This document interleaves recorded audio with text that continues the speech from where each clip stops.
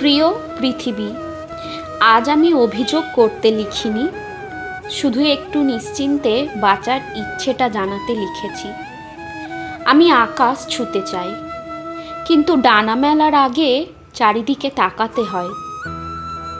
আমি রাতে বাড়ি ফিরতে চাই, কিন্তু ঘড়ির কাঁটা যেন আমার সাহসের বিচার করে। আমি হাসতে চাই, কিন্তু অনেক সময় সেই হাসিরও ভুল মানে খোঁজা হয়।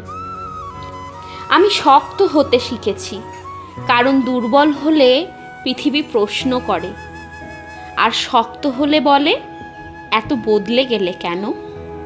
আমি বিশেষ কোনো অধিকার চাই না, আমি শুধু চাই একটা পথ যেখানে ভয় নেই, স্বপ্ন হাঁটবে, একটা সমাজ যেখানে সম্মান পাওয়ার জন্য নিজেকে বদলাতে হবে না।